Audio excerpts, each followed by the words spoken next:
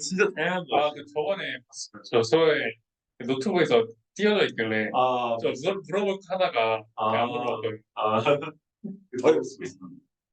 어이, 진짜 다양한 걸 하시는데요?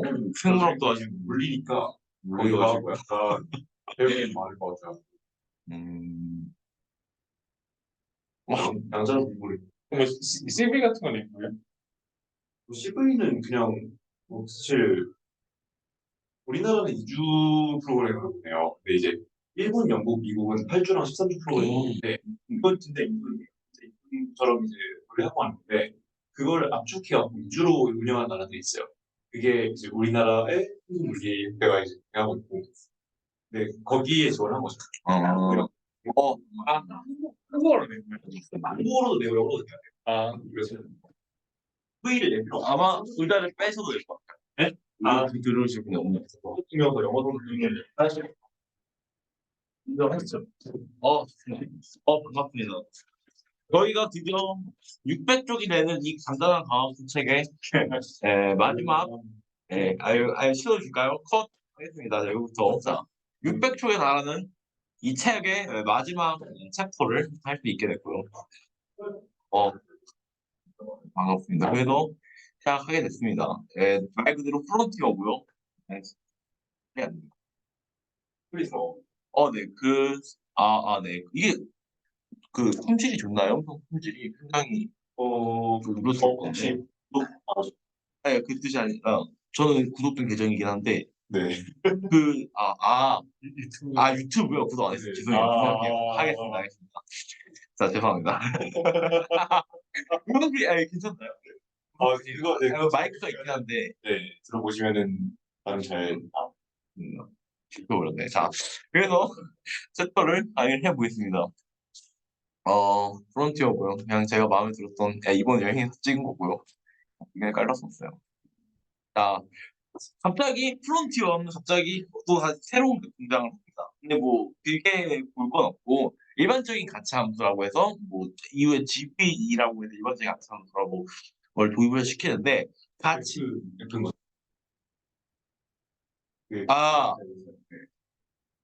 함수 네. GBF. GBF. 도대체 어떤 실수가 이렇게 되는지 알아보고 수정하겠습니다. 네, 왜 이러지? 감사해요. 네, 맞습니다. 그래서 일반적으로 가치 함수는 현재 상태를 입력했을 때 미래에 대한 보상을 예측을 합니다. 그렇죠? 미래의 보상을 어느 정도 예측을 하는 건데 이것이 보상뿐만 아니라 어쩌면 다양한 환경 변수들, 다양한 수치들을 비단 보상에만 국한될 필요 없이 다양한 수치를 예를 들어 소음이라든가 진동이라든가 아니면은 뭐 온도라든가 다양한 수치들을 예측할 수 있습니다. 그러니까 이게 굳이 보상을 예측할 필요 없다는 거죠. 가치 함수가. 그래서 이것을 위해 도입된 게 일반적인 가치 함수예요. 근데 사실은 또 저자의 말로는 이게 가치를 예측하지 않아서 가치라는 말을 뺄 수는 있긴 하겠지만 어떤 가치 함수라는 미래의 어떤 특정 값을 예측한 함수를 좀 더 일반식으로 해서 일반적인 가치 함수, General Value Function, GVF라고 부릅니다. 그러면은 뭐 이들은 뭐 다음 같이 구성돼 있고 특정 할인율에 따라 사항을 입력하면은 이게 좀 깨진 것 같네요. 지금 보면 죄송합니다. 이게 수식이요? 네, 수식 약간 여기 가로가 한번 쳐줘야 되는데 감마에 들어오는 거죠. 네네 감마 안에 들어가야 됩니다. 왜냐하면 이 감마 값이 상태에 따라 계속 변합니다. 그래서 감마가 상태에 따라 함수고요. 감마 값에 따라 일정한 할인율 G는 누적 값이 그러니까 제가 수정하는 어떤 환경 값에 그 할인된 값에 약간 평균 값을 낸 게 그러니까 결론적으로 말하자면 파인 정책하에 감마는 이 상태에 따라 할인율 C는 누적값라고 해서 상태 S를 입력해주면은 상태 S에 따른 이를 어느 특정 값의 추정량이라고 생각하면 될 것 같아요. 이 수식에 막 복잡하게 써있긴 한데 이렇게 복잡하게 볼 거 없이 특정 다양한 수치들 정확히 말하면 누적량들을 예측해주는 함수예요. 그래서 GBF를 합수치는 것은 일반적인 가치 함수와 동일한 방법들을 사용할 수 있습니다. 기울기 방법들을 쓸 수 있고 파라미터 해서 아니면은 정책 반복을 시킬 수도 있고 계속해서 인생 정책 영상을 시킬 수 있고 같은 방식으로 학습을 시킬 수 있고 특히 누적. 그러니까 시간에 따라 누르는 얘기하는 거예요. 그래서 예를 들어 이번 시간 동안에 예를 들어 보상도 계속해서 주어지는 걸 더하거나 아니면 할인을 이용해서 더하잖아요. 그런 것처럼 매 순간 입력을 통해 들어온 특정 수치들을 계속해서 누적시키는 거예요. 할인율을 곱해서. 예를 들어 C1 곱하기 감마 1 더하기 C2 곱하기 감마 2 더하기 약간 이런 식으로 칠판을 C는 업데이트가 안 되고 고정돼 있는 거. 아니에요. C는 계속 들어오는 거예요. 누적값이에요. C1, C2, C3, C4가 있지. 리워드처럼 그럼 뭐 C를 결정하는 또그 정할 수 있다고. C는 입력을 통해서 주어지는 거예요. 그러니까 C는 제가 정하는 거예요. 어떠한 대상을 합니다. 어떤 대상을 예측할지 예를 들어 그러니까 C를 R이라고 생각하면 돼요. 여기서 할법 파라미터 같은 느낌인 거야? 일정에 내가 예측하는 어떤 대상이에요. 온도가 될 수도 있고 또는 뭐 어떤 시스템의 스트레스가 될 수도 있고 일종의 예측하는 대상이에요. 마치 부산과 비슷하게. 아니 좀 더 구체적인 예시를 들어보면 이게 C 대신에 R만 넣으면은 가치를 추정하는 수가 되는 거예요. 왜 그죠? 가치를 추정하는 수가 되는 거고. 그러니까 왜 감마도 왜 PP냐? 감마도 그러니까 이런 거예요. 보통 우리가 할 때 RT 더하기 감마 RT 마이너스 1 더하기 감마 제곱 RT 마이너스 이런 식으로 쭉쭉 더하잖아요. 이거는 감마 값이 고정돼 있을 때 얘기고 여기는 좀 더 유동적으로 감마 값이 상태에 따라 바뀌어요. 그래서 이게 예를 들어 R 대신에 C라는 값을 추정하려고 하는 거예요. 그럼 CT 더하기 감마 T 마이너스 1 CT 마이너스 1 더하기 감마 T 마이너스 1 감마 T 마이너스 2 CT 마이너스 2 더하기 이게 이런 식으로 해서 어쨌든 조금 다른 변동되는 할인율을 이런 식으로 쭉쭉쭉 더하는 어떠한 누적량이에요. C는 입력을 통해 주어지는 어떠한 누적량이고 그것에 예측해서 보자 하는 거예요. C는 임의로 정할 수 있어요. 조금 이게 뭔 소린가 싶은 게 그리고 일단 여기 볼게요. 그래서 뭔 소린가 해서 계속 읽어왔는데 한 번 더 얘기 들어볼게요. 그래서 설명을 해볼게요. 그래서 이걸 학습시킬 수 있고 보조 작업. 그러니까 어떤 개념인지는 약간 이해되시나요? 그죠? 그러니까 우리가 사실 무상이란 게 특별한 게 아니에요. 리월드가 그냥 특정 상태에서 스칼라 값으로 주어지는 값이에요. 숫자예요.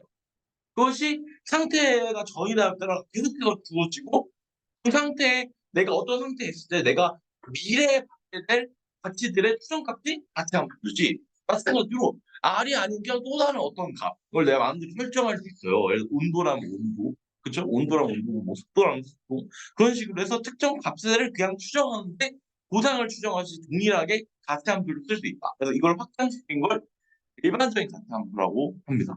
가치를 추정하듯이 그냥 다른 값들도 추정할 수 있는 거예요. 똑같은 알고리즘을 이용해서 똑같은 방법을 이용. 그래서 보조 작업이라는 얘기가 나옵니다. 우리가 기본적으로 이득을 최대화시키는 방법, 그죠? 보상을 최대화시키는 최대화시키는 방향으로 학습을 진행하는데 이런 것 외에 직접적인 보상 이외의 값들을 예측하는 데서 사실 이런 내가 왜 이득만 보지 못하는 쓸데없는 다른 값들을 예측하려 하는가? 예를 들어 내가 이 행동을 했을 때 얻게 되는 평균 온도 값들을 예측을 한다거나 보상 이외의 값들을 왜 예측하려 하느냐라고 한다면 어쨌든 본래 목적인 이득뿐만 아니라 다른 것들을 예측한다는 점에서 이것들을 보조 작업이라고 부릅니다. 보조 작업. 보조 작업 등을 사용한 이유는 크게 두 가지가 있는데 보조 작업을 통해 얻는 정보가 주 작업에 필요한 정보를 더 빠르게 얻는 데 도움이 될 수도 있습니다. 예를 들어 자동차 운전을 하는 이 예시가 나옵니다. 이 예시는 보조 작업을 통해 얻는 정보가 주 작업부터 필요한 정보를 빠르게 얻을 수 있다. 예를 들어 좀 예시를 들자면 제가 원자로 무심을 운영하는 알고리즘이라고 해봐요. 그러면 내가 물론 시뮬레이션이겠지만은 실제로 하면 너무 위험하니까. 근데 예를 들어 여러 가지 학습을 통해 특정 상태들은 위험하고 특정 상태들은 안전하다는 것을 학습할 수 있을 거예요. 근데 그거 외에 보조 학습을 통해 특정 행동을 했을 때 온도의 기대값을 학습한다고 해보세요. 온도. 그러면은 얘가 굳이 직접적인 보상을 예측한 함수 외에도 온도를 예측한 함수를 하면은 온도가 조금이라도 예상 범위 밖을 넘어가면 자동으로 차단시키는 것을 통해서 보조적인 작업을 할 수 있다는 거예요. 그 어쩌면 이것은 부작업, 이걸 최종적인 결과보다 보조적인 것을 추가적으로 학습해서 좀 더 빠르게, 좀 더 적은 연산량으로 좀 더 빠르게 정보를 얻을 수도 있겠다는 거예요. 약간 파라미터나 추가하는 느낌. 학습의 대상을 조금 더 추가시킨 거죠. 보상 이외에 다른 환경을 예측해서 하는 거예요. 물론 한 게 좀 메타적인 걸 수도 있어요. 단지 온도뿐만 아니라 좀 더 메타적인 걸 수도 있는데, 그쵸? 파라미터?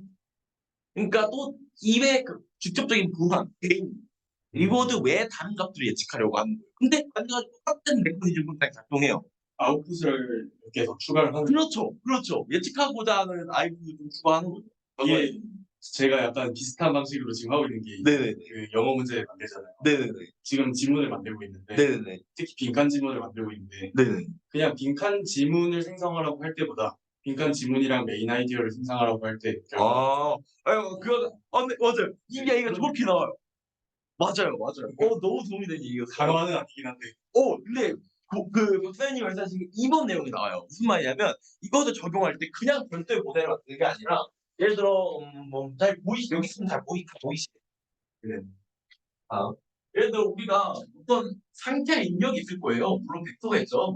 상태 입력을 템템 시경망에 넣어줄 거 아니에요. 그 다음에 여기서 우리가 그 V함수가 나오는 거잖아요. 가치의 추정값이. 그런데 이거를 저희가 새로운 함수인 예를 들어 C라고 합시다. 가치를 추정하는 C의 값을 추정하는 예를 들어 VC가 있다고 합시다. 얘는 C를 추정해요. 부상을 추정하는 게 아니라. 이것 같은 경우에 새로운 실증을 구성하는 게 아니라 그럴 필요가 없이 그냥 필요값을 새로 추가시키는 거예요. 이런 식으로 작용하기 때문에 C 말씀하신 것처럼 새로운 아웃풋을 추가하는 방향이기 때문에 2번을 가지고 V 뽑을 때 마지막 그 함수만 약간 골무 바꾸는 느낌. 그렇죠? 근데 그런 거 아닐까요? 구체적인 구애에 대해서 나오지 않거든요. 근데 어떻게 엮여있는 죄송해요. 저는 잘 모르겠는데 어쨌든 잘 모르겠네요. 그분은 죄송합니다. 그분은 잘 모르겠는데 같은 몸통을 가지고 있습니다. 같은 시드레임을 공유하고 있는 거고 심층 신경망의 가짜에서 볼 때 동일한 인력에서 여러 개의 출력 헤드를 낼 때 하나의 헤드가 두 작업에 대한 근사적 가치 함수를 만들고 다른 헤드들은 픽셀 변화의 예측, 다음 단계 보상에 대한 예측, 그러니까 그 단기적인 보상이 아니라 바로 다음 보상에 대한 예측 등 여러 가지 보조 작업을 할 수 있습니다. 그런 보조 작업들을 할 때 신경망을 공유하고 보조 작업을 위해 신경망에 역첩하는 결과들이 주 작업에도 영향을 줄 것이고 이것이 궁극적으로 더 좋은 성능을 주작업에서도 오히려 같은 심층 신경망을 파라미터들을 공유하는 부분이 있기 때문에 그 다음 단계에 대한 보통 예측하는 과정에 적정화된 결과들이 주작업에도 긍정적인 영향을 줄 수 있다. 선생님이 말씀하신 거랑 좀 많이 비슷한 내용인 것 같고요. 보조 작업에 대한 학습으로 성능을 향상시키는 다른 방법으로는 그러니까 보조 작업이 이 GVF뿐만이 아니라 보조 작업이 말 그대로 직접 주고 보상 위에 다른 것들 또한 학습하는 거예요. 동시에 다른 작업들을 동시에 하는 걸 모든 걸 통째로 보는 건데 GVF는 그 중에 하나의 다른 보조 작업은 심리학에서 사용되는 심리학에서 나오는 개념이 고전적 조건화 가정에 창안하는 방법도 있습니다. 고전적 조건화 가정이 뭐냐? 고전적 예를 들어 이거 약간 파블로프의 개랑 좀 비슷한 건데 고전적 조건화는 특별한 신호에 대한 예측을 기반으로 특정한 행동을 하도록 유도하는 거예요. 예를 들어 우리가 평상시에는 눈을 정확히 제가 막 이 신경과학을 잘 알지 못하지만은 대충 알고 있는 걸 저의 언어를 지식을 바탕으로 얘기를 해보자면 눈이 평상시에는 우리가 눈에 망망에 맺히는 상을 우리 시신경에 전달해서 우리가 눈에 보이는 걸 처리를 하잖아요. 그렇지만은 이와 별개로 눈에 갑작하게 예를 들어 공이 날아온다거나 날카로운 움직임이 확 지나간다면 우리가 인지하기도 전에 반사적으로 눈을 감습니다. 그쵸? 근데 이런 것은 일반적으로 주작업에 하는 거는 독립되게 반사적인 행동을 하는 거예요. 그쵸? 그래서 이를 강화학습에 적용하면은 주작업인 것이 아니라 자율주행 자동차가 평소에 자체적으로 주행 알고리즘을 학습하고 그걸 주행을 하지만은 속도, 가속도 등을 보조 작업을 통해 계속 학습을 해요. 그래서 이것이 특정 숙제들이 보조 작업을 통해 학습한 숙제들이 우정 숙제에 도달하면 배제되는 프리코딩한, 하드 코딩한 반사적으로 통해 차단한다거나 급정거를 한다거나 식으로 추가적인 설계를 할 수 있다. 그런 의미에서 보조 작업이 동물의 고전적 조건 과정에 따른 반사 행동 등을 어느 정도 고객 아이디어로서 그런 걸 할 수 있도록 설계할 수 있습니다. 그리고 마지막으로 보조 작업 같은 경우에는 상태 표현이 공간의 의미의 설정에서 자유롭게 되도록 하는 전환점이 될 수 있다. 이게 뭔 소리냐? 는 다음 부분에 아주 깊게 나옵니다. 그러니까 보조 작업이라는 것은 어쩌면은 인간이 임의적으로 정한 상태들. 우리가 지난 시간에 배운 내용에 따르면은 상태를 어떻게 표현하실 거가 아주 중요해요. 예를 들어, 네, 다음 내용이 나오니까 그때 다시 설명해 볼게요. 그 전 내용에서 좀 덧붙이자면은 네네네. 이게 눈이 뭔가 이제 볼 때 네네네. 이제 시신경을 통해서 이제 의지가 이제 대뇌피질의 정보를 전달하거든요. 아, 네네. 뒤쪽에 전달하는데 네네. 이렇게 반대로 돼 있어요. 고 뒤로 가고 여기 전달하거든요. 근데 여기서 이제 반사작용이 얘기 나와 있잖아요. 네네네. 제가 정확히 기억이 안 나는데 네네네. 이거 되게 중간뇌 쪽일 거예요. 연수나 연수 아니고 중간뇌 쪽일 건데 뇌가 있고 그 안에 있는 그 작은 뇌들이 있거든요. 네. 근데 보통 그 작은 뇌들이 여기서 얘기한 이제 의식과 무관하게 반사적으로 하는 이런 행동들을 이제 관장을 하게 돼 있어요. 따로 근데 준다군요. 네네. 중요한 거는 이게 진화적으로 보잖아요. 네네. 그러면 진화적으로 봤을 때 안쪽에 있는 뇌가 훨씬 더 먼저 만들어졌어요. 근데 그런 것 같긴 하네요. 네, 물고기에. 네, 물고기 뇌도 그렇고 더 아래로 가게 되면은 빛을 수용하는 그냥 수용체. 그래요. 빛을 수용하는 수용체가 있고, 그리고 그러니까 수용체까지 있고, 그 다음에 한 줄로 가다가 네네. 다시 두 갈래로 가거든요. 두 갈래로 갈 때 네네. 다이렉트하게 가는 갈래가 있고, 위로 올라가고 처리하는 갈래가 있어요. 근데 인간은 위로 처리하는 갈래만 거의 쓰다가 중요할 때만 아래를 쓰거든요. 아래로 다이렉트하게 가려고. 반사행. 네. 근데 사실 진화의 역사에서 볼 때 위로 가는 갈래를 쓴 지 얼마 안 됐다. 아래에 갈래가 썼다는 거는 여기서 생각할 때 네네. 보조 작업이 더 프라이미티브하고 그러네요. 좀 더 쉽게 만들 수 있는 그런 알고리즘일 수 있는 거. 그렇군요. 그죠. 그래서 약간 보조의 특징은 그거를 약간 강화학습적 방법을 이용해서 네. 조금 우리가 미래의 특정 수치들을 예측하도록 시킬 수 있다. 설명해 주셔서 감사합니다. 간단하게 만들 수 있는 알고리즘이 보조 작업이 되었고 오히려 중요할 때는 그런 게 더 중요할 수 있다. 이게 딥러닝 이전에는 어떤 그건 잘 모르겠어요. 그런 거. 딥러닝 이전에 개인으로 알고리즘 만들어갖고 이럴 때 이렇게 해라고 하지 않아요. 나머지는 이거 그럴 수 있습니다. 근데 이거 약간 네네. 포인트가 이제 그 심층 신경망을 거쳐가지고 하나는 뭐 액션을 예측하든 개인을 예측하든 하고 다른 하나는 어떤 다른 무관하진 않지만 개인이 아닌 어떤 값을 예측하도록 하는 거죠. 그쵸. 또 다른 겁니다. 그게 중요한 거 아니에요. 그런 네트워크가 있는. 근데 이 개념 자체는 그냥 예측과 별개로 그냥 숫자 파라미터에서 속도 몇 이상이면 멈춰. 약간 좀 그런 식으로 나올 수 있는데 저는 좀 추상적으로 아까 얘기한 그 이름이 뭐냐. 그 GBF를 이용한 거는 심층신경을 도입한 이후에 할 수는 있었겠다. 물론 진짜 순수하게 강화학습적 방법을 이용할 수 있긴 하지만 또 잘 모르겠습니다. 네, 그래서 다음 거는 관측과 상태에 대한 얘기가 나옵니다. 상태란 무엇일까가 저희가 예전에 그거 읽으면서 이성수님이랑 했던 얘기인 그 배탈나는 음질에 대한 얘기 기억나시나요? 그 얘기 엄청 떠올랐어요. 그게 굉장히 중요한 굉장히 중요한 주제더라고요. 중요한 내용이더라고요. 네, 상태란 무엇인가에 대한 고찰까지 되짚어 보는 거예요.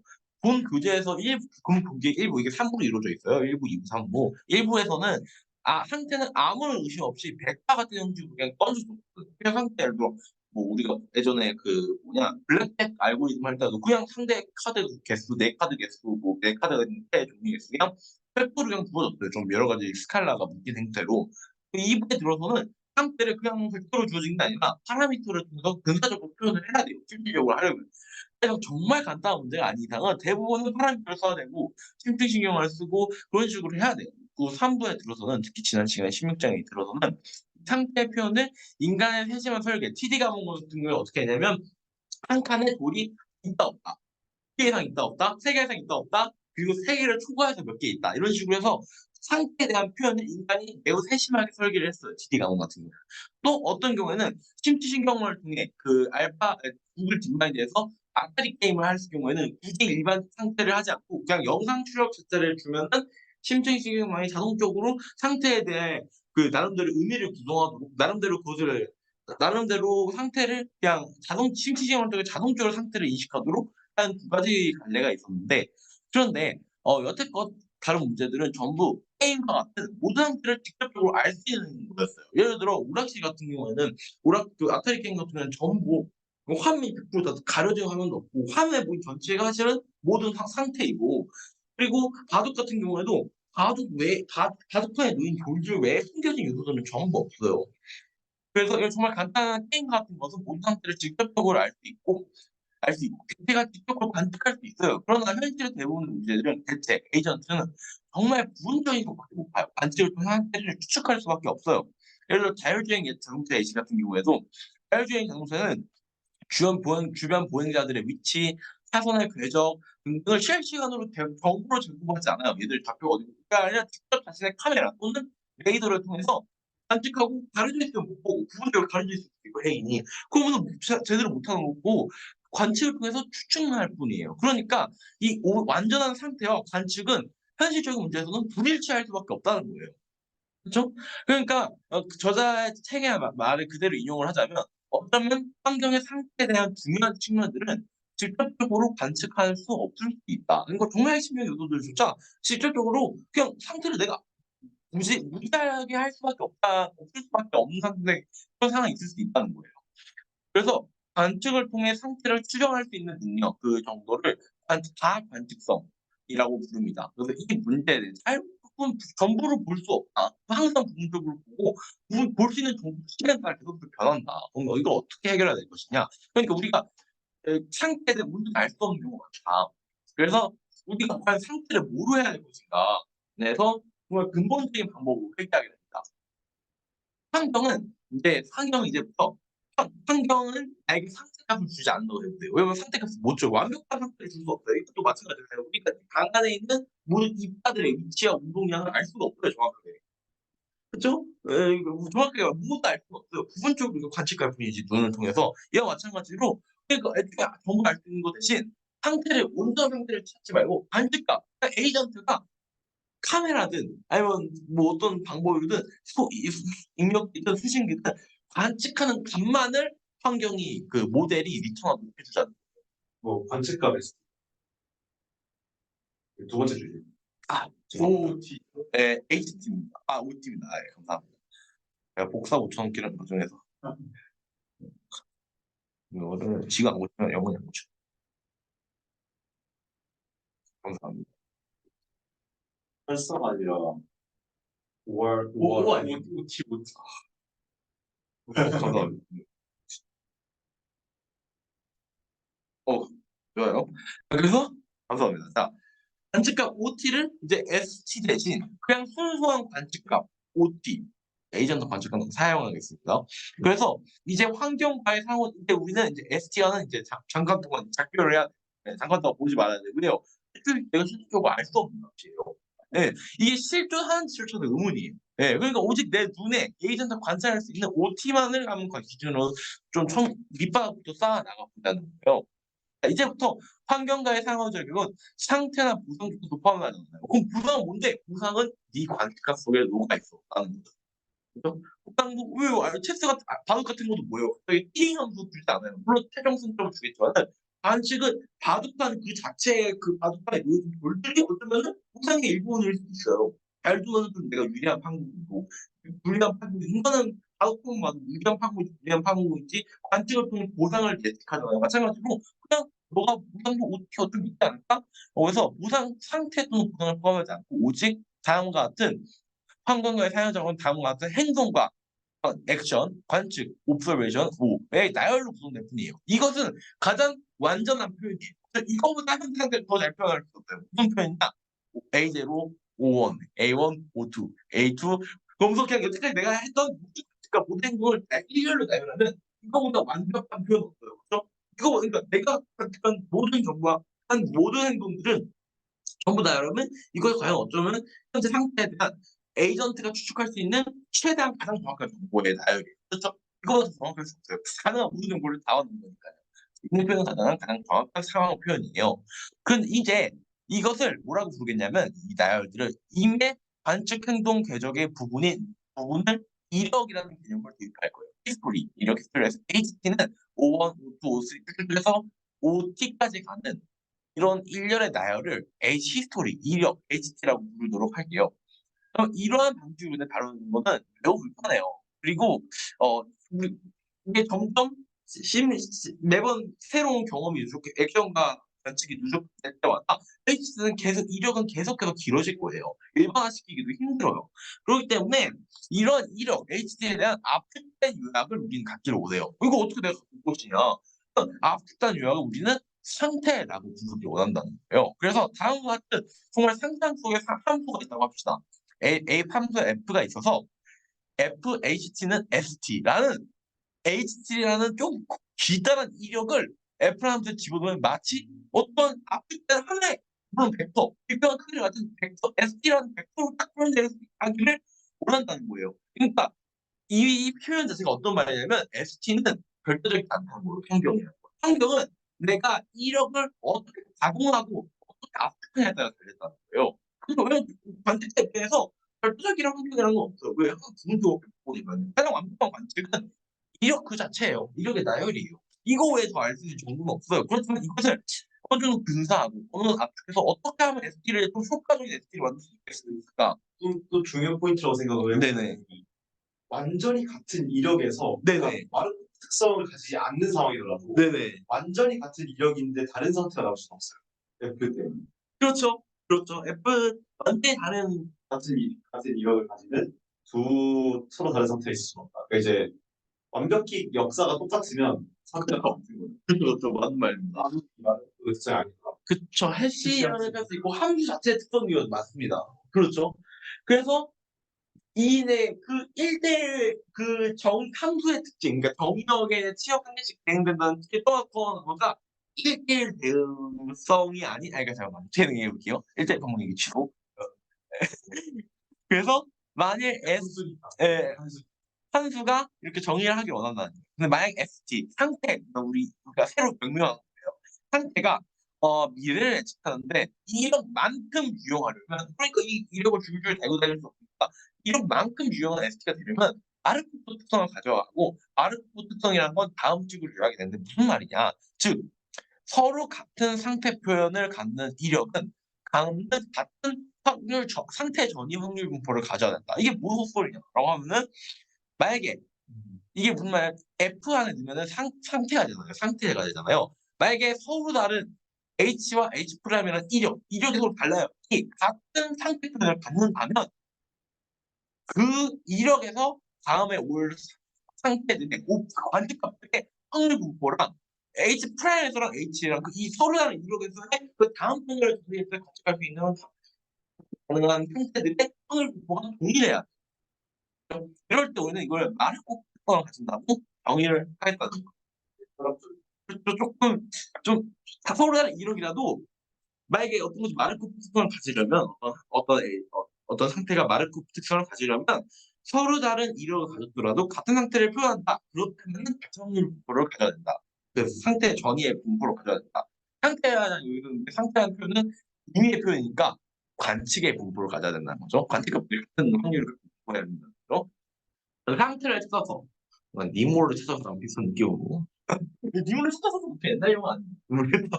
어쨌든 상태를 찾아서 가장 확실한 해법은 ST는 HD가 되게 항상 붙자는 거예요. 뭔 소리냐? 나 이거 모르겠고 그냥 이 모든 이력을 줄줄이 나열하는 걸 그냥 ST를 할래. 그럼 이는 무조건 마르코프 특성을 가져. 왜냐? 같은 이력이 없으니까 자신은 이력이 그냥 뾰족대로 있으니까. 그런데 이러한 방법은 가장 확실한 방법은 마르코프 특성을 갖고 할 수 있어요. 그러나 이 방법은 상태의 데이터의 크기가 계속해서 증가해요. 이력이 계속해서 증가하니까.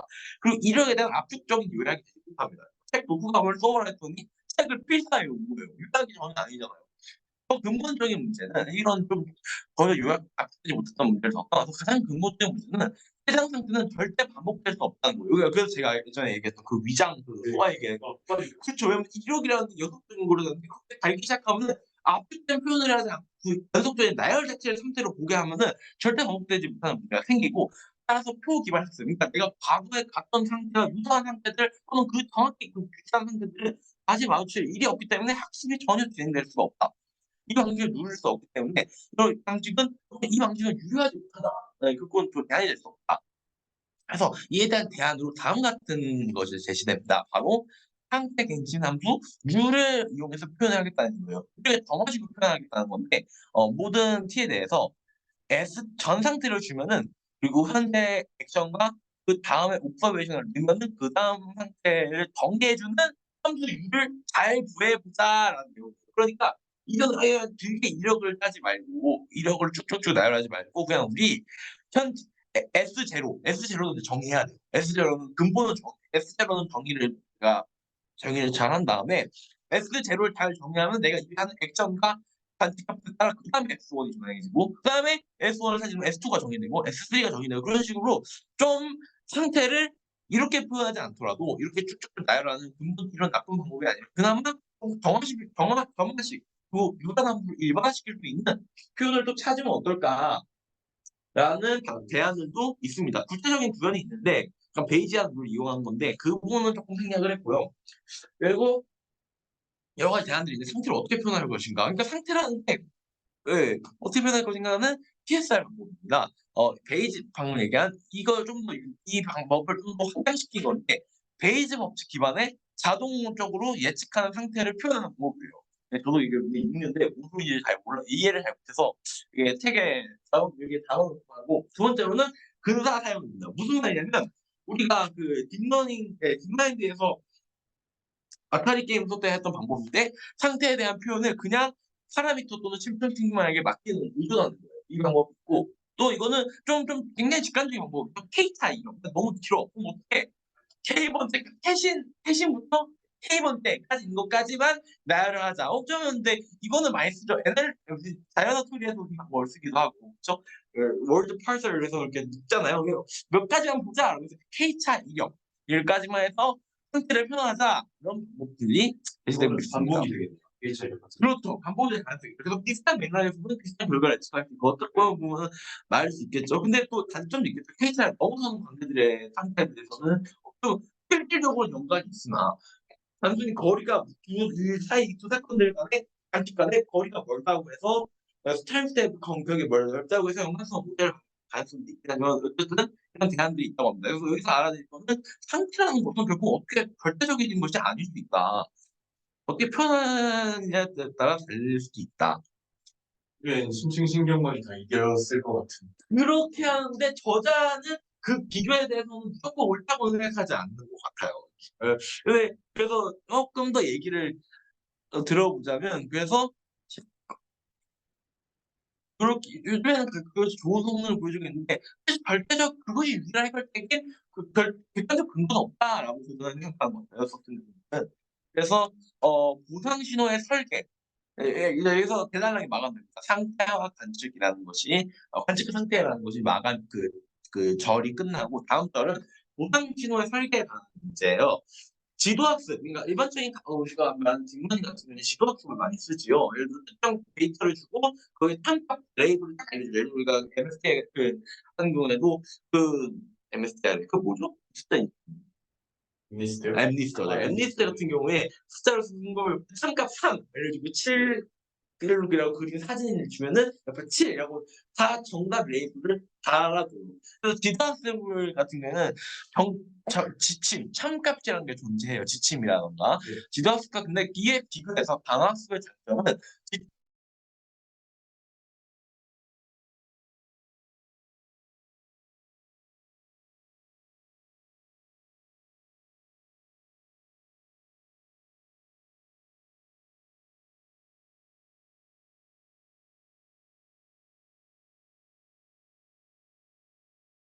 그래서 그것이 바로 뭐예요? 보상이에요.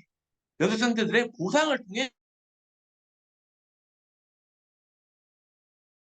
값이랑은 좀 차이값이랑 다른 거는 내 행동에 따라 능동적으로 얻어낸다는 점이에요. 내 행동적으로 그 결과가 달라지는 근데 거기 아까 때문에. 이제 상태를 압축한다는 내용, 네네네. 그 개인 같은 것도 그러니까 상황이 그 뭐야 스테이트가 주는 보상 자체도 네네. 그 히스토리에 녹아 있다. 그쵸. 그쵸. 그것을 그쵸. 그러면 예를 들어서 뭐 아탈이라고 하면 네네네. 벽돌 깨기를 이제 그렇게 압축한다고 하면은 네네. 벽돌이 지금 깨져 있는지 안 깨져 있는지 네. 이런 게 다 그 파라미터가 돼가지고 F를 통해서 S로 그렇죠. 근데 얘가 좋고 안 좋고 한다. 근데 그 스코어도 observation에 들어가야 될 것 같아요. 그리고 그쵸. 예를 들어서 뭐 you lose가 뜨면은 이거는 안 좋다 정도는 사람이 알려줘야 되는 것 같아. 그쵸? 아, 그것도 게임이 동산했다. 그 보상이 적었다라는 것도 그 관측값 중 하나 아닐까요? 그 게임 점수가 관측값 중 하나 아닐까요? 게임 점수는 관측값을 늘면 될 거긴 그 한데. 게임 점수의 의미를 얘가 어떻게 알지? 그러니까 보상 신호의 설계. 계속 설계를 해야 돼요. 여기서 설계해야 돼요. 보상 신호를 에이전트가 직접 또 설계하게 만들면은 알려주는 게 뭐냐면. 아 그거는 사람이 하는 거구나. 근데 보상 지금 신호 여기서 설계. 보상 신호 설계마저도 이제 학습을 하도록 하는 것 같기는 한데. 아 진짜. 설계를 하긴 해야 돼. 부상실과 그러니까 뭘 부상을 줄 거냐 정해야 돼요.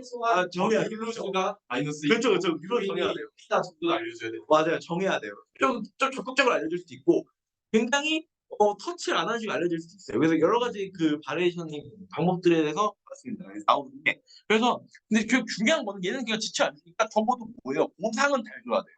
보상은 달리 말하면 이 보상 신호 방학에 있어서 매우 중요합니다. 보상 신호가 설계자가 의도한 목표를 잘 표현하고 뿐만 아니라 목표 도달 과정 또한 잘 평가할 수 있어야 돼요. 얘가 정말 이상한 길로 의도하지 않은 방향으로 흘러가면 안 돼요. 보상 신호를. 그래서 그런 과정 또한 잘 평가할 수 있는 보상 신호를 설계해서 피해서 굉장히 큰 난관이라고 합니다.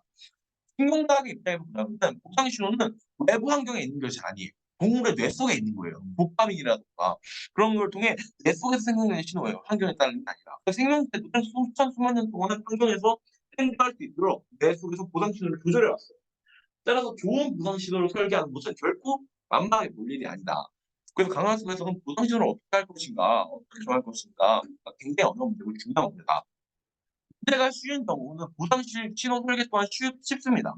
간단한 게임, 정답이 있는 문제들 같은 경우에는 너무 보상 신호를 모르겠지 정말 쉬워요. 예를 들어 이기면 플러스 1, 지면 마이너스 1, 문제를 맞추면 플러스 1, 지면 0 그런 식으로 보상 설계를 설계하기 쉽지만은 복잡한 문제, 자율주행 문제 같은 것은 보상 신호를 어떻게 잡아낼 것인가. 차한테 안 박으면 1? 아, 이거 사고가 나는 마이너스 이런 걸 잡으려는 거지.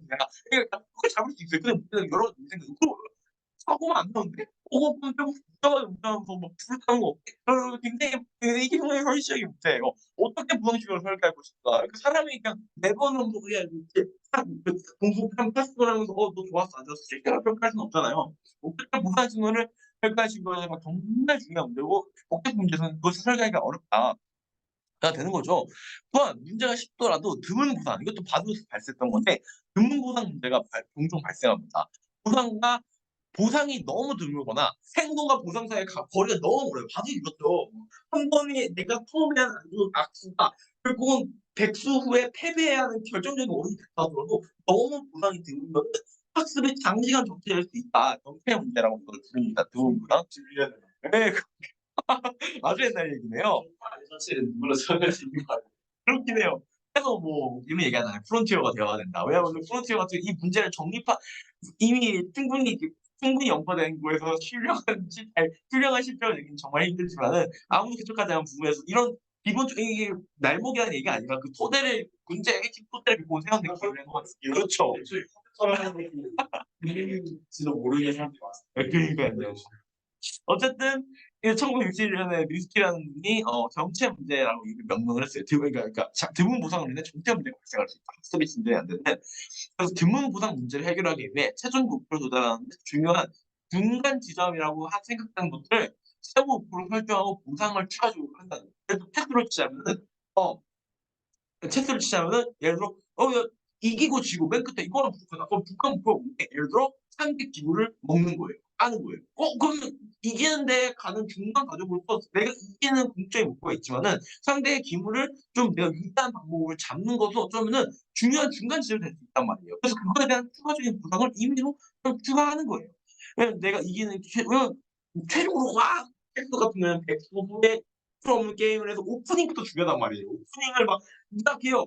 그러면 잘하기 힘들어요. 오프닝을 망치면은. 근데 오프닝과 최종 보상까지는 너무 큰 좋은 구성 문제가 있는데 이걸 해결하기 위해서 중간중간에 말을 듣는다고 그런 것 중에서 체크 포인트를 만들어 놓은 방법이 있다 해결하기 위한.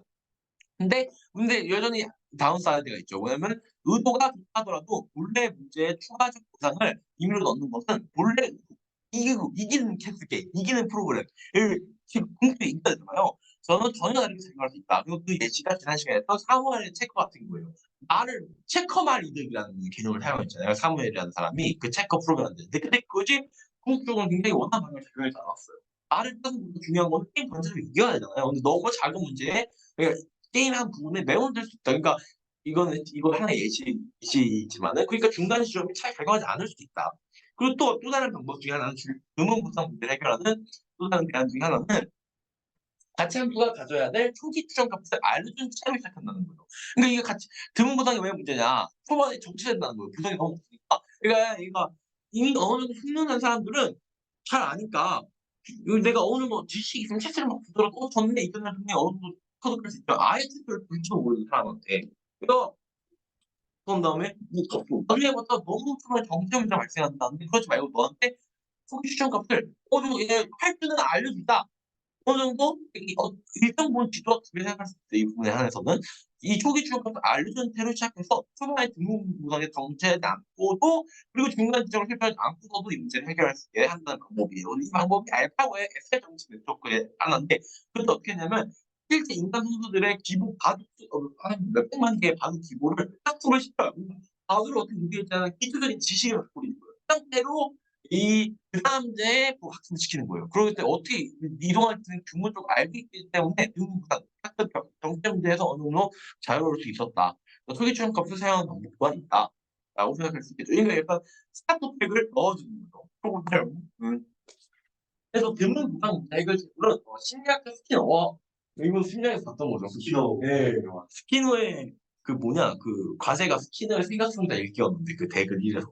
스키너의 생각 대글 1이었나? 어쨌든 그럼 교양생인데 그래서 스키너 심리학자가 소개한 성형, 쉐이핑 기법이 있다고 합니다. 드문 부상의 문제 해결을 세 번째 방법으로는 성형 기법은 학습이 진척되에 따라 구성표를 계속 수정하는 거예요. 그러니까 처음에는 쉬운 목표를 설정하는 거예요. 예를 들어 새한테 새가 특정 묘기를 부리고 이제 학습을 시킨다고 해보세요. 그럼 새한테 야 가만히 새한테 내가 특정 묘기 특정 묘기를 부리는 거예요. 새가. 왜 한 바퀴 근데 새가 계속 기다려. 뭘한 바퀴 돌까지 한 바퀴 돌면 먹이를 주는 거예요. 근데 초반에 새가 한 바퀴를 자연적으로 발생하기는 너무 오랜 시간인 거예요. 곧 드문 부상 문제. 첫 번째 한 번이라도 한 번에 도다이가 먹이를 주고 포장을 주고 말할 텐데 너무 부상이 도다이 드물기 때문에 자연적으로 그 행동을 너무 안 하기 때문에 장시간 학습이 진치가 된다. 그러니까 어떻게 하냐면 먼저 새가 점프했을 때 먹이를 주는 거예요. 새가 또 점프하면 먹이를 주는 거예요. 그 점프에 대한 긍정적인 게 생겼어요. 새가 이제 점프를 지속적으로 해요. 특정을 시도했다. 그러면 이제 점프가 새가 좀 더 많이 날개짓들이 좀 더 많이 돌면 그때부터 먹이를 주기 시작하고. 그러니까 학습이 진행되에 따라 보상을 계속 하는 거예요. 결국 최종 목표에 가까운 쪽으로 수용 목표부터 시작하면 점진적으로 최종 목표 가까운 곳으로 보상표를 수용한다. 그래서 성형 기법은 공무훈련 과정 필수적인 기법이고 동영상 링크를 여러분의 재미를 위해서 동영상 링크를 준비했습니다. 새가 한 바퀴 도나요? 다행히 쥐입니다, 쥐. 새가 더 나았을 것 같은데. 래시였어요. 그게 뭐가 다른 거예요? 래시는 종이 달라요. 예.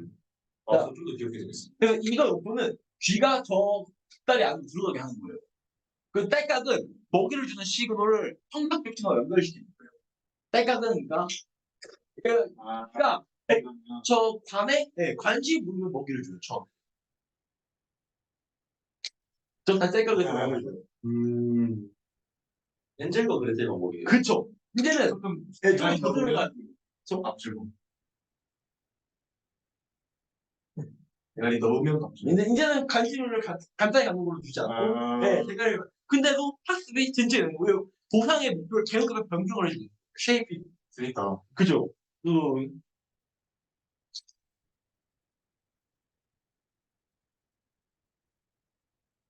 쥐도 귀엽네요. 그러니까요. 저 실원형 씨도 귀여워. 프로젝트가 다 레이싱 정말 시험 중에는 거의 마우스예요. 얘는 왼시예요. 왼신 것 같은데요, 생긴 거. 구분할 수 있어. 어떻게 보면. 마우스가 약간 회색이에요. 그래서 머리를 완전히 들여 밀면 이제 네, 머리가 이제 통과해야죠. 그렇죠. 그러니까 최종적으로 이제 머리 집어넣으면 네, 안 왜 돼요. 안 줘? 아야. 네. 그래서 얘는 학습이 되는 거예요. 이 숫자를 통과하는 거에 대한 학습이 이런. 그래서 이런 계속 이 특징이 뭐예요?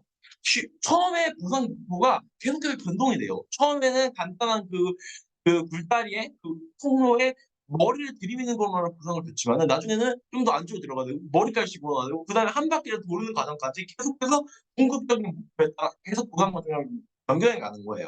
그래서 이런 성형 기법은 동물 훈련 과정에서 필수적이다. 해당 이런 방식 이용해서 강학습을 하는 방법도 있고요. 타이밍에도 좀 적용할 수 있어. 약간 맞는 것 같아요. 왜냐면 프리트레이닝을 먼저 하고 아니면 이제 트랜스퍼 러닝이라든가 그런 네네. 부분에서 뭐 예를 들어 MBTI를 맞추라고 일단은 사람 네, 얼굴부터 맞춰라.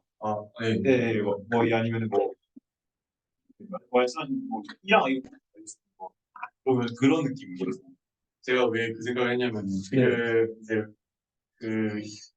뭘 또 학습하고 있냐면은, 빈칸 뚫는 모델 학습하고 있고, 최근에 좀 빈칸을 뚫게 만들어 보고 있는데, 어떤 식으로 데이터셋을 구성을 했냐면, 첫 번째로 그 빈칸을 뚫어야 되는 센텐스의 위치를 숫자로 반환하게 하고, 그 다음에 빈칸을 뚫을 정확한 프레이즈를 반환하게 했어요. 근데, 한두 에포 정도 훈련을 시켰을 때 발견했던 문제는, 이 빈칸의 위치, 그러니까 인덱스랑 프레이즈가 안 맞는 경우가 많이 있어요. 이 프레이즈는 분명히 글에 있는 프레이즈인데 인덱스를 이게 원래 3이라고 써야 되는데 0, 10 이런 식으로 하는 그런 문제가 있더라고요. 그래서 이 경우에는 뭐 그런 방법을 생각해 볼 수 있겠죠. 일단 뭐 그 인덱스랑 프레이즈를 맞추는 것부터 시작하는 거예요. 그래서 그게 진짜 원래 빈칸 위치가 아니더라도 그냥 실제로 뭐 0번 문장에 있는 프레이즈를 리턴했으면 보상을 주는 거지. 먼저 학습을 시키고 그 다음에 적절한 위치를 찾아가도록 학습을 시키면 뭔가 이 방식을 적용하는 게 되지 않을까. 약간 잘 맞춰 그러니까 이제 포매팅부터 먼저. 그러니까 이제 해야 되는 게 있거든요. 그러니까 빈칸을 뚫고 그거를 위치를 잘 전달해줘야 되는 건데 네, 그렇죠. 위치 잘 전달해주기 또 먼저 하면 빈칸 뚫기 그 다음에 이제 같이 학습시킨다던가 네, 아니면 뭐 제이슨으로 반환하도록 먼저 트레이닝을 하고 이건 약간 트랜스퍼 러닝이 있겠죠. 그 모델을 가져와가지고 빈칸 위치를 추론하게 한다고. 그러네요. 약간 비슷한 큰 줄기인 것 같습니다. 이 통영이 좋아. 아마 뭔가 대전타포에서 성인대학 얘기를 하잖아요. 저 미피. 그죠? 공부니. 저도 누구이시죠? 운전병이긴 한데. 재훈님 알고 계시죠? 저 의경이. 이게 아니 저희 모두 다른데요. 다양한 좋습니다. 그래서 다양한 걸 하는 어쨌든 그리고 분명히 이런 뜻을 쓰긴 하더라고요. 한국에서도 이런 뜻을 많이 쓰긴 하더라고요. 그래서 어쨌든 네, 모양을 약간 플라스틱 썰저리. 그 사람 뭐 한자어가 같은지 모르겠어요. 근데 한자를 잘 못해요. 네. 얼굴 형태를 바꾸는 거니까 비슷하지 않아요? 그렇죠. 모양을 빚는다 그런 변형시키는 그런 뜻을 쓰긴 하더라고요. 그래서 어쨌든 그래서 어쨌든 그리고 그것뿐만 아니라 인간 전문가가 해당 분야에 있다면은 해당 전문가 행동을 바탕으로 옷방 학습 또는 이력 강화 학습 리버스 이넨스 러닝이라는 걸 할 수 있대요. 그러니까 인간에게 어떤 특정 상황을 준 다음에 이거 어떻게 행동하는지를 학습을 시키는 거예요. 먼저. 그러니까 일종의 지도 학습을 시키는 거예요. 인간이 어떻게 반응하는지를 거기서 인간이 어떤 상황에서 어떤 액션을 취하는지를 데이터를 얻은 다음에 그걸 바탕으로 훈련시키는 방법도 있다는데 그게 그냥 한 두 문장 정도 그냥 던져주더라고요. 이거 있다. 그래서 이런 것도 있다라고 알면 될 것 같고요. 셀이랑 약간 비슷한 방식이라고 생각합니다. 그리고 제 생각에 뭐 비싼 거 아닌가 생각이 좀 들긴 하더라고요. 어쨌든 그리고 또 보상신호 설계 마지막으로는 어쩌면은 보상신호가 설계자의 목표를 달성하는 어떤 현실적으로 불가능할 수도 있어요. 왜냐하면은 실제 문제들을 환경에 대한 불안정한 관측이 상태에 대한 관측이 불안정할 수밖에 없어요. 관측 매우 불안정하고 부분적이에요. 그리고 또한 연산 시간의 한계, 현실적인 문제에서는 내가 다음 행동하는 순간에 제한 시간이 굉장히 짧아요. 바둑 같은 경우에도 돌과 돌 사이에 있는데 아무리 내가 알고리즘이 완벽해도 그거를 정해진 시간 내에 구현할 수 있어야 돼. 연산할 수 있어야 돼. 그러니까 불안정한 관측과 연산의 한계 등등이 있기 때문에 완벽한 목적을 달성하고 보상 신호를 설계하는 것이 불가능할 수도 있어요. 어쩌면은 본래 목표와는 동떨어진 보상 신호가 좋은 결과를 줄 수 있습니다. 예를 들어 동물의 미각이 대표적인 예시인데 영양가 있는 음식과 영양가 있는 음식과 그리고 또 동물 안도 독이 해가 되는 독들을 감별하기 위해 미각과학은 진화적인 발달을 하였습니다. 사람이 그걸 어떻게 하냐? 보상 신호가 뭐냐? 즐거움이죠. 맛이죠. 즐거운 음식을 먹으면 즐겁잖아요. 맛있는 음식을 먹기를 동물은 추구를 하고 인간을 포함해서 또 쓴 음식, 맛이 없는 음식, 약간 신 음식, 특히 신 거 같은 경우에는 부패했다는 그런 신호가 될 수 있잖아요. 그런 것들은 싫어하도록 인간이 이렇게 몸에 본능적으로 그걸 싫어한단 말이에요. 그럴 때 이거 일종의 보상 신호인데 그것이 맛있는 음식을 먹는 동물의 본능은 비록 영양소를 측정하고 검출하고 원료 분석해 가지고 독이 있어. 아주 완벽한 분석은 하지 못해요. 그러나 독성물질을 검출하도록 할 수는 없어요. 그렇지만 제한적인 조건 하에서 종을 분석하는데 유익한 맛있는 음식을 먹도록 하는 미각이라는 보상 신호는 어쨌든 그런 쪽은 큰 도움을 된 성공적인 방법입니다. 현실적인 제약하에서. 굉장히 나이브한 뷰어드의 설계도 그쵸. 효과적일 수 있다라는 내용입니다. 그렇죠. 사회자의 목표와는 오히려 동떨어진 것이 좋은 결과를 낼 수 있다라고 책에 나오더라고요. 그렇죠. 그래서 현실적인 사항도 현실적으로 완벽하게 하는 거는 불가능할 수도 있다. 그래서 그런 걸 고려해야 된다는 거를 맞아요. 얘기를 한 것 같고요. 더 나아가서 보상 신호는 생명체나 함수 등 같은 어떤 고정적인 형태일 필요가 없어요. 동기적 상태 이거는 굉장히 좀 정말 미래적인 내용인데 좀 정말 비전인데 하나의 그러니까 인공지능 자체가 특정한 동기를 갖고 있는 거예요. 상태. 그러면 메모리, 생각 등으로 구성될 수도 있고 더 나아가서 보상 신호 자체가 인지 구조, 자아를 가져서 자체적으로 내부 동기를 갖는 강화학습을 통해서 스스로 인지하는 거예요. 인간 같은 경우에는 특정 문제 해결할 때 보상 신호를 설계할 때 이런 건 되지 않을까? 저런 건 좋지 않을까? 여러 가지를 종합적으로 고려한단 말이에요. 그래서 일종의 내부적 동기를 갖는 보상 신호가 궁극적으로 나와야 되지 않을까? 약간 예. 개인적인 얘기지만 네네네. 되게 당황한 게 네네. 제가 그 성공 자소서 옛날 쓸 때 네네네. 막 이것저것 그냥 뭐 제 배경 얘기하고 하면서 네네. 제가 약간 뭐 공부를 해왔다라고 네네. 약간 티를 내고 약간 관심이 있다라는 걸 티를 내기 위해서 약간 뭐 알고 있는 그런 뭐 용어 같은 거나 그런 것도 썼었어요. 네네네. 그러면서 제가 강화학습에 그 당시에 관심이 있었는데 아무것도 몰랐거든요. 그때 그냥 제가 생각하기에 강화학습이 뭔지만 알고 있었어요. 그러니까 말로만 알고 있었어요. 그러니까 환경과 뭐 이제 뭐 액션이 있어 거기에서 막 인터랙션을 하면서 보상을 통해서 이제 학습한다라는 것만 알고 있었는데 제 생각하기에 뭐 내부적 동기가 뭐 저기 있어야 되지 않나? 어쨌든라고 뭐라고 표현했는데 제가 관심 있는 뭐 그 주제는 뭐 이런 거니까 특히 강화학습에서의 intrinsic motivation에 대해서 알고 있었습니다. 관련된 수업을 듣고 싶으냐? 딱 맞추세요. 그런 게 있나? 뭐야 이 강화학습 개쩔기 잘하네 약간 이렇게 생각하고 있는 거예요. 이게 좀 장기적인 비전이긴 하죠. 그쵸, 비전이죠. 그래서 약간 어떤 책 읽으셨어요? 물리학에서 치면 약간 입자 모델에 대한 새로운 입자를 규명하겠습니다. 약간 촉근 이론 다뤄보겠습니다. 이런 거 아니야? 그러니까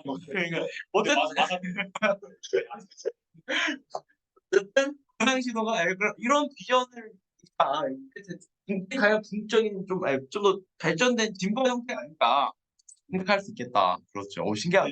이게 무슨 소리인지 저는 잘 이해를 못했어요. 그러니까- 비상신호가 뭘 그러니까 일종의 구성이 될 수 있다? 스스로 자아를 갖거나 일단 내부적 문제에 따라 보상신호를 좀 능동적으로 주는 그런 보상신호가 될 수도 있겠다 하는 거죠. 좀 더 복잡해져야 된다는 그렇죠. 그리고 또 중요한 포인트라고 하면 이제 에이전트 안에 구성이 있어요. 에이전트 안에 있죠. 스스로 자기한테 보상을 줄 수 있는 그런 구조가 돼요. 아, 에이전트 안에. 네. 아, 지금은 에이전트 바깥 인바이러먼트에서 주는데. 네. 그치. 근데 요즘에는 그 많은 문제 같은 경우는 인포메이터 자체 받으면 그거에서 통해서 스스로 추출해야 되긴 하죠. 일단. 근데 그걸 좀 더 능동적으로 지어야 될 것 같고요. 네, 여기까지는 이제 기술적인 얘기가 다 끝났고, 다음에는 6가지 이슈들에 대해서 소개하고 마치게 될 겁니다.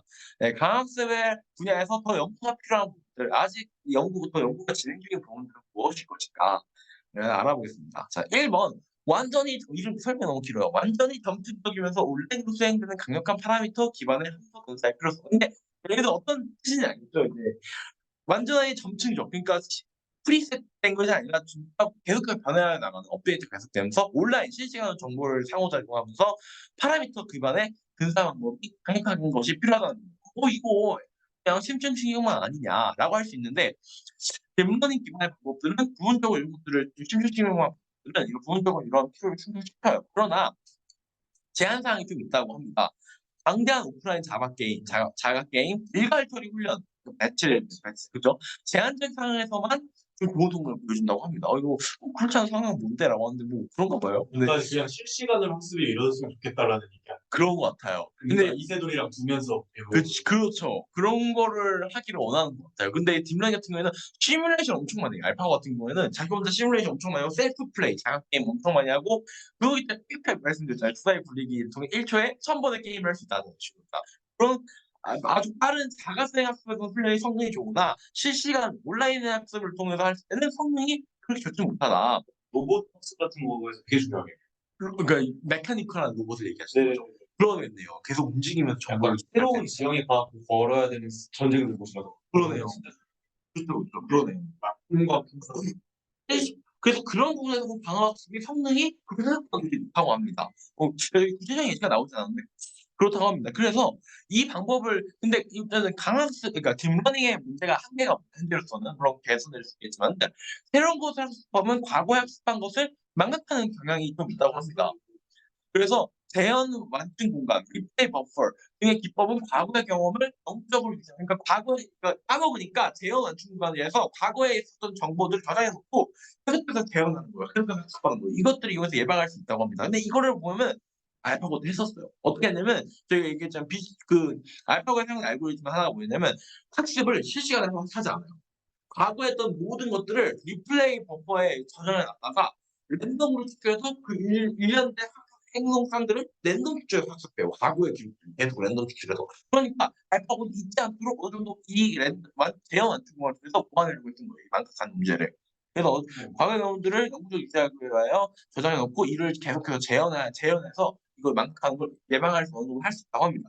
딥러닝 방법에 딥러닝의 장점을 유지하면서 이거는 필수적이에요. 물론 딥러닝이 아니고 다른 방법을 통할 수 있더라도 이 장점을 유지하면서도 점점 더 계속해서 쌓아나가는 계속해서 실시간을 학습해 나가는 특성을 살릴 수 있는 좀 완전한 방법이 필요합니다. 저 네. 이 생각이 하긴 한데 네네네. 이제 잃어버리는 게 문제면 뉴런을 더 만들면 되지 않나. 그쵸. 근데 뉴런의 그 파라미터의 그 값들이 저장이 돼야 되니까요. 근데 사실은 어쩌면은 이럴 수도 있다는 거죠. 파라미터 개수의 문제가 아닐 수도 있다. 이러는 걸 수도 있고, 학습 효율의 문제일 수도 있고, 내가 이 버퍼를 이용하면 얘가 결국 학습해요.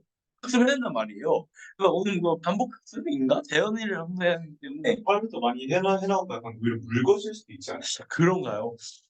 이거 사실 제가 그 뒷면이 진짜 몰라요. 약간 새로운 걸 학습한다는 게 결국에는 들어오는 데이터, 트레이닝 데이터 양이 많아진다는 거니까. 네네. 근데 만약에 이제 그 데이터의 종류가 이제 달라지게 되면 예를 들어서 막 그 사과만 계속 보다가 바나나를 봤어요. 그럼 이제 계속 바나나에 맞춰서 파라미터가 계속 그 인식이 될 거잖아요. 제너럴 그러니까 편향성이 있을 수 있다. 네, 그러면 이제 다시 사과에 대한 정보를 이제 까먹을 수 맞아요. 그래서 그거 이게 사실 버퍼 리플레이가 그 비활성 정체의 한 예시예요. 네. 그래서 이제 이거 그 말씀하신 것처럼 편향되지 않도록 하는 맞아요. 이게 그래서 요즘 나오는 LLM들은 그런 거 쓰지 않나요? 그쵸? 그게 뭐죠? 자세히는 모르는데 그러니까 하나의 아키텍처 안에 작은 서브 아키텍처들이 여러 개 있는 아, 뒷면이 문제인데 그래서 예를 들어서 한 뭐 8억 개의 그 파라미터 맞죠? 그렇게 파라미터 네네. 있다고 하면은 한 이렇게 파라미터는 수학만 학습시키고 이렇게 어, 파라미터는 뭐 국어만 학습시키고 이런 식으로 학습시킨 다음에 다 합쳐가지고 또 한 번 학습을 시키면 지들끼리 알아서 그 연결이 형성이 된다는 신기하네. 개념이 진짜 신기하네. 어쨌든 여러 가지 이것들을 대안에 대한 방안이 필요하다고 합니다. 네, 시간 좀 뒤에 있네요. 잠깐만요. 지금 저희 회의가 해야 돼서 제가 5시에 일이 있거든요. 아, 제 얘기하는데 시간 쪽 제약이 있어서 조금만 더 남아있는 2번은 충분히 일반화할 수 있는 특징을 학습하는 방법입니다. 뭔 소리냐? 이게 좀 깊게 설명하지 않는데 단순한 학습을 목표를 학습하는 걸 넘어서 학습 과정 자체를 일반화한다는 거예요. 그럼 뭔 소리냐? 그럼 뭔 소리야? 네, 학습 과정을 일반화해서 그러니까 학습할 동안 학습이라는 이 과정 자체를 얘 일반화시켜서 학습 능률 자체를 올리는 것을 얘기한다고 합니다. 표현학습, 구축적 균형, 메타학습 등등으로 이것이 불리는데 이것에 대한 가능 한 가지 해결책 중에 하나는 보조학습, 아까 얘기했던 보조학습을 이용해서 동시에 여러 가지를 학습해서 학습이라는 전반적인 과정 자체를 일반화시킬 수 있는 그런 방법들도 좀 필요하다고 합니다. 이게 제가 이제 이해를 못하기도 하고 이게 구체적인 예시가 많지는 않아가지고 그런데 뭐 이걸로 넘어가 보겠습니다. 자, 3번으로는 학습된 환경 모델을 이용한 계획을 이용한 개량화된 방법론. 그러니까 무슨 말이냐? 계획을 한번 이용해 보는 방법, 계획을 이용하는 방법론을 개량화된 방법을 만들어 보다. 거기 계획 쓰지 않냐? 그렇죠. 알파 제로 같은 경우는 계획을 씁니다. 플래닝 방법을. 이미 근데 테스트래. 바둑 같은 경우에는 모델이 완전하게 주어진 거예요. 그쵸? 바둑판이 어떻게 됐고, 내가 놓으면 상대가 어떻게 되고, 어떤 일이 발생하고, 내가 여기 놓으면 상대가 집이 만들어져서 상대가 많이 없어지고, 다음은 모델이 완벽하게 알려진 거예요. 그런데 완벽하게 알지 못하더라도 학습을 통해서 모델을 학습할 수가 있잖아요. 모델이 어떻게 전이가 되고. 모델 학습할 수 있는데 이미 모델이 알려진 문제에서는 계획을 이용하기 쉬워요. 왜냐면 다음 상대들을 내다보고 그중에서 좋은 게 뭐고 플래닝을 할 수 있지만은 데이터로부터 환경 모델 이미 알려진 것이 아닌 데이터로부터 환경 모델을 학습시킨 모델 이미 학습된 즉 내가 직접 알아낸 모델 알아낸 모델 같은 경우는 그렇게 될 수 있겠죠. 계획 방법을 사용한 예는 거의 없다고 합니다. 좀 힘든가 봐요. 계획 연산 요구량이 굉장히 많고 내가 주어진 거에 내가 수학시키기 위해서 계획 방법을 사용하기 힘들다. 하는 게 이제 거의 없다. 그래서 학습된 모델을 사용하여 계획지에는 계획의 범위를 너무 크지 않게 해야 된대요. 그래서 중요한 부분, 중요하지 않은 과제들은 좀 무시하고 핵심적인 부분들과 불필요한 세부 사항을 구분하여 계획을 실행시키면 될 수 있지 않을까. 그래서 학습적 환경 모델을 이용한 계획을 위한 개량하는 방법이 있어야 한다. 네 번째, 방어학습. 정말 간단한 내용입니다. 구체적으로 학습자가 목표를 제시해주면은 수행하는 방법들, 어떤 메소드를 쓰고, 어떠한 방법을 쓰고, 할인은 어떻게 할 것이고, 내가 어떤 이유에서 그렇죠. 비활성을 정책할 것이냐 방법들을 직접 선택하는 방법. 이것 또한 학습이 돼야 되겠죠. 그리고 호기심.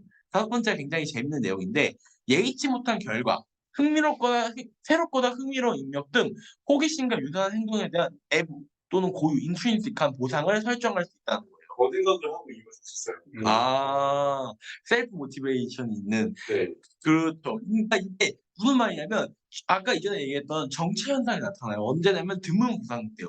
근데 저자가 뭐라고 얘기하냐면 드문 보상이 발생하는 문제는 보상 주는 그 자체 문제일 수 있죠. 어떤 경우는 보상이 거의 없는 상황에서 어떻게 행동해야 될지를 결정하는 정책의 문제일 수 있다라고 얘기를 하는 거예요. 그러니까 그냥 보상이 아무것도 없어도 어떻게 해야 되냐?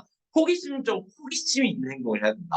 그리고 굉장히 보상이 없을 때 어떤 행동을 또 정책 설계하느냐에 문제가 될 수도 있다. 그 해결책이 될 수 있다라고 얘기하는데 그래서 호기심의 얘기 나오는데 예기치 못한 결과 평상시에 응당 같은 경우는 그렇단 말이에요. 그래서 맨날 싫어하다가 대박 이 연금술을 했다고 맨날 싫어하는데 얘는 갑자기 폭발이 나고 난 금을 만들려고 했는데 왜 이러지? 그러면 내 원래 목적이랑 전혀 별개지만 굉장히 신기한 현상을 보면 굉장히 높은 보상을 얻어요. 행동하고 싶은 욕망을 얻어요. 그리고 이전에 보기 힘들었던 새로운 입력들, 호기심과 유사한 행동들에 대해서 내부 고유 보상을 설정할 수 있어요. 그래서 이런 것들은 탐색을 매우 용이하게 하고 보상을 사용할 수 있는 어떤 환경에서 얘기하냐면 보상을 활용할 수 없거나 보상이 행동에 준 영향이 적을 때, 보상이 드물 때 학습을 최대시키는 방향으로 이 호기심이라는 방법을 그러니까 일종의 한 새로운 보상이죠. 사용할 수 있습니다. 더 나아가서 호기심이라는 개념이 궁극적으로 발전을 하게 되면 인간의 놀이와 유사한 것이 탄생할 수도 있다고 볼 수 있어요. 인간의 놀이라는 것도 호기심에 발전해서 약간 애들이 너무 그러니까 이건 그랬어요. 호기심이 좀 발전하면 놀이가 유사하게 될 수 있다라고 얘기하는데 SF죠. 그렇게 될 수 있다. 그쵸. 그러니까 저 약간 그래도 이해가 되지 않는데 놀이라는 개념이 DX에서도 인공지능에서도 생길 수 있다니까. 밖에서 보상을 주지 않아도 알아서 그쵸. 그러면 그러네요. 그러면 계속 뭔가 반복된 행동을 하면서 뭔가 배울 수도 있어요. 그러네요. 놀이라는 게 뭔가 부당이 있는 건 아니잖아요. 그쵸. 안에서 자체 도파민이 막 나와갖고 그럴 수 있는 거죠. 그쵸. 내재적인 거를 그렇죠. 호기심이라는 것도 다른 것보다 굉장히 어떻게 보면 버그죠. 버그라고 할 수 있겠죠. 근데 그것이 전체적으로 봤을 때 학습에 X를 네, 능동적으로 할 수 있고, 그렇죠. 그리고 여섯 번째 마지막에 있을 때 학습자를 실제 환경에 안전하게 적용시키는 문제예요. 결국은 우리가 인공지능을 아무리 시뮬레이션하고 실험실에서 아무리 해봤자 실제 환경에서 적용할 수 있는 모델을 만들려면 실제 환경에서 실제 겪어보도록 해야 된단 말이에요. 근데 문제는 뭐냐면 자율주행 문제가 특히 그렇죠. 왜 자율주행 너왜 주행시켜 인간이 같은 데서 위험한 거 아니야? 사고 내면 책임져. 그러니까 그런 쪽은 실제 환경에서 하다 보면 이런 비판의 여론이 있다는 거죠. 이게 단순히 그냥 기후가 아니라 실제 환경에서 적용시키는 건 큰 위험을 초래할 수 있어요. 따라서 안전성은 어떻게 이걸 안전하게 할 것인가. 그리고 모든 인공지능은 죄송합니다. 근본적으로 그 불안정성, 그 위험성이 있고 내가 행동해야 할 가능성이 있지만은 그 위험성을 최대한 줄일 알고리즘 차원에서 최대한 줄일 수 있는 방법은 무엇이 있을 것인가. 그런 걸 해결하는 그런 문제가 정말 주된 이슈를 할 수 있겠고요. 다음 주제 메인 이슈입니다. 이걸 중국이 그래서 또 중국은 규제는 조금 근데 알바노하고 그냥 선호하고 그냥 그 부자 하나 정해가지고 여기서 자율주행 시켜버리고 이러면 네. 미국은 못하는 거죠. 약간 그 문명육 해보시는 분들 문명육 해봤어요. 문명육 그 미래 정책 그러니까 문명육과 때문에 그 시대가 있는데 현재 시대까지 보면 공산주의 그리고 파시즘하고 민주주의 세 가지 정도가 있는데 미래 정부 체제가 그러니까 사람들이 여러 가지 소설이나 공부 바탕으로 미래 정책이 있는데 미래 정부 체제 중에 기업 지상주의가 있어요. 근데 벤처 기업 지상주의가 있는데 그러니까 중국 이런 거 아닐까 알래야. 정부가 계획적으로 그러니까요. 인권이나 그런 거보다 찾아가지고 그렇죠. 그래서 인권이나 그런 거보다 기술의 발전을 너무 약간 크게 본 게 아닌가. 얼마 전에 2018년에 거기 네. 그냥 태아의 유전자 어느 부분을 잘라가지고 네. 유전병을 치료를 했어요. 와 그거를 허용한 것 자체가 너무 신기한데. 그게 되게 엄청 쉬운 기술이거든요. 근데 S9이라고 예, 유전자 가위. 얘네다가 네. 그런데 그거를 사람 태아에다 적용한 건 최초예요. 언제 최초이자 이거죠? 친구죠. 18년. 야. 중국에서요? 예. 그러니까 옛날에는 미국이 그런 역할을 했거든. 옛날에는 미국인들이 사람들 잡아다가 거세시키고 유전적으로 떨어지면 막 거세시키고 그랬는데 미국이 이제 그걸 못하고 중국이 하고 있는 거지. 아니 저 기대했는데 그리고 이제 PC가 그러니까 이게 나쁘다는 건 아니에요. 예, 그쵸. 뭐 장난이 있겠죠. 장난이다 생각합니다. 나쁘다는 거 아니에요. 어쨌든 인공지능 문제에서 안전성을 고려하는 것이 중요한 문제다. 과제다. 저도 말씀 맥락에 사실 말씀드립니다. 그래서 그렇죠. 네, 본택은 1990년대 중반부터 기술이 되었어요. 그런데 보시면 알겠지만 그 예전 PDF 버전을 봤거든요. 영어 버전을. 그러니까 이거 번역이 왜 있다고요? 라고 해서 그 영어 버전을 문제 물어봤는데 나오는 괜찮은데 지난 장에 있잖아요. 알파고 알파가지고 그거는 과거 버전 아예 없더라고요. 왜냐면 이것이 1900 중반에 만든 거기 때문에 계속해서 바뀌고 있더라고요. 그리고 아예 삭제된 것도 엄청 많아요. 그때 알파고 알파제로가 엄청 삭제되고 그래서 그러니까 그것만 봐도 책이 계속 몇 판이 계속 바뀌었어요. 네. 이 책 자체가 내용이 많이 바뀌었어요. 16장이. 그래서 그 책이 여러 번 개정된 것만 봐도 이미 엄청 빠른 발전하고 있다는 걸 알 수 있어요. 그 저술됐던 당시에 비해서 인공지능은 큰 발전하였다. 바둑 등 일부 영역에서 사람을 넘어서 저 진짜 충격이었어요. 바둑 읽었을 때. 바둑 전부 다 이세돌이 이길 것이다. 뭐 잘해봐야 한판 이긴다. 이렇게 했었는데 전혀 예상치 못하니까 아주 일부 영역에서는 인간을 넘어선 능력을 보여준 것도 사실이에요. 인정을 할 수밖에 없어요. 그러나 아직 인공지능이 갈 길은 멀었습니다.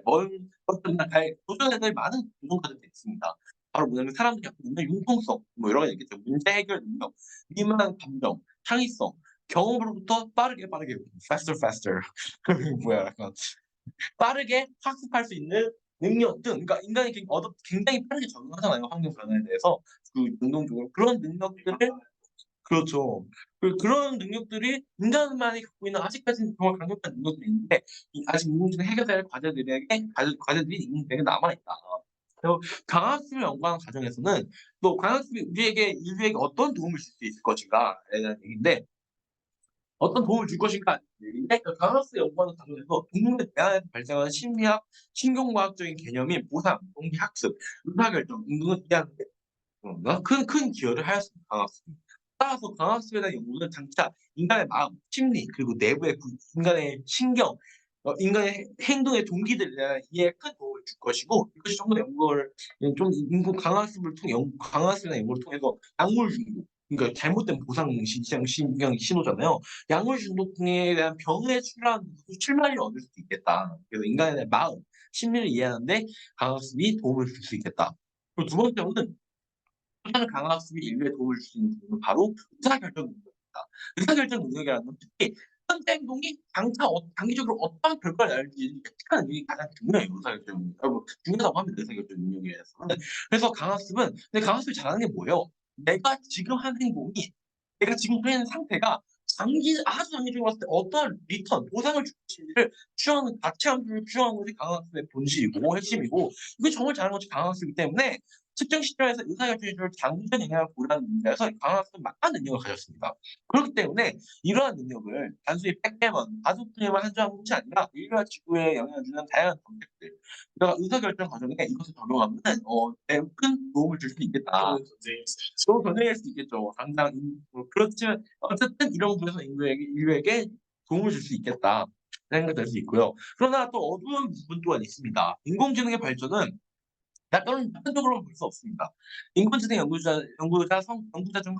인공지능의 선구자 중 한 명인 시몬이라는 사람은 인공지능 기술에 대해 프로메테우스와 판도라의 상자에 대해 비유했어요. 인류에게 불을 가져다 주는 프로메테우스. 또 그 판도라의 상자를 열어서 엄청난 가난과 재난과 슬픔과 질병 그런 것들 가져온 판도라의 상자. 양면성이 있다. 우리가 인류에게 큰 도움을 줄 수 있겠지만은 엄청난 재앙적인 결과를 가져올 수 있다. 그거에 대한 유의가 이게 10년 동안 얘기거든요. 그러니까 정말 어, 양면을 잘 봐야 된다는 얘기를 했고요. 이 인공지능을 실제 한국에서 학습시킨 것은 필수적입니다. 근데 시뮬레이션은 실제 세계를 온전히模仿하기 불가하기 때문인데 이제 실제적 환경에 적용하는 거에서 이러한 문제가 위험성이 현실화될 수 있다는 거죠.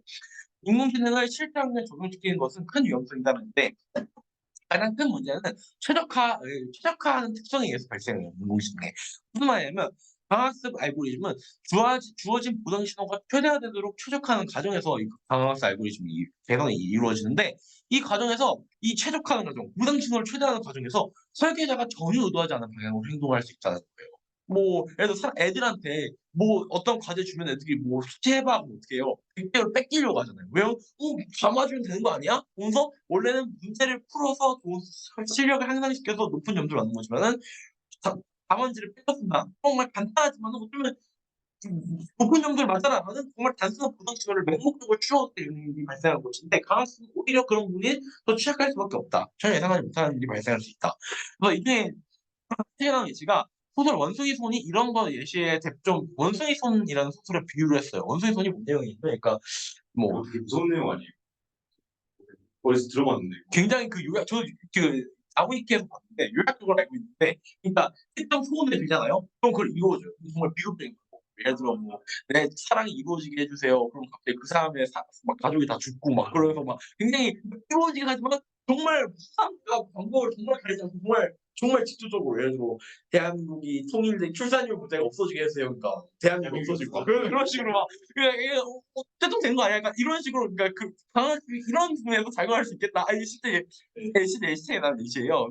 처럼 내 강학습은 다른 요소들을 전혀 고려하지 않고 오직 보상 신호를 최대화하는 방향으로 이렇게 최적화를 시키려고 합니다. 이 과정에서는 인간이 전에는 생각해야 했던 창의적 해결 방법을 찾을 수 있어요. 알파고가 새롭게 보여준 3.3 전략 같은 거.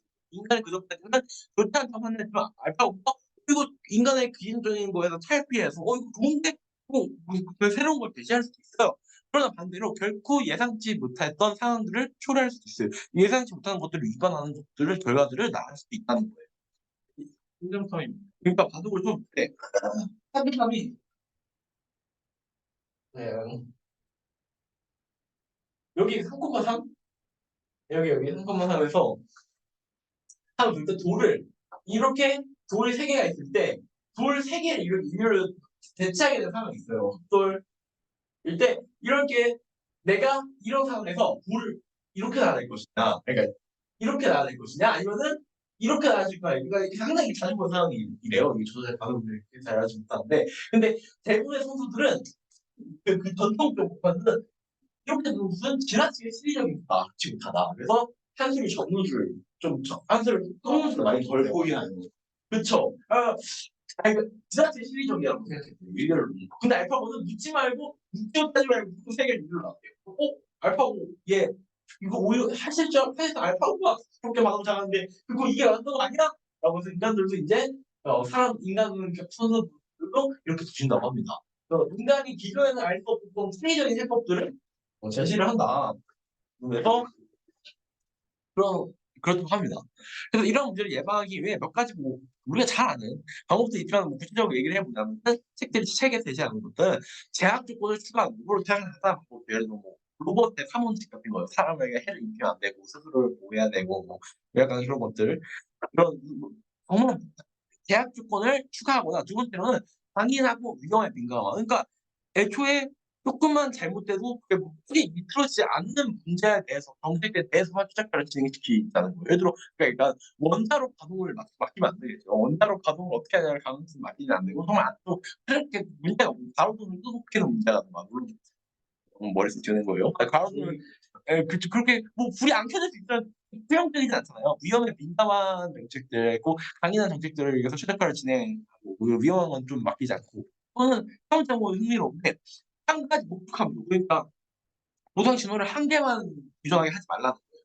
여러 개의 목적함들 우선주의에서 대상으로 최저가를 진행해서, 그러니까 한쪽에만 막 몰두해서 이상한 정말 부정적인 행동을 하지 않도록 모르게 여러 가지 목적을 던져줘서 각각 여러 가지 동작하게 하면은 그런 예상치 못한 부정적인 결과를 낳을 가능성이 좀 줄어든다. 그래서 목표감을 여러 개를 대상으로 최저가를 진행해라, 이런 방법이 있다고 합니다.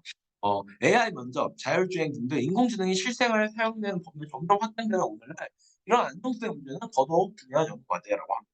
네, 마지막으로 문제는 인공지능 기술을 방문자가 아닌 설계자로서 인식해야 한다고 말합니다. 인공지능이 갖고 있는 잠재성을 부각시키고 그 유연성을 억제함으로 인류를 이롭게 하는 구조대로 노력해야 한다. 감사합니다. 그래서 고생 많으셨습니다. 최대한 많은 분이 계셨으면 했는데 오늘 그러게요. 두 분이 한 분은 네. 인정이 있으시다고 이렇게 됐지만 그래도 그러니까 오늘 딱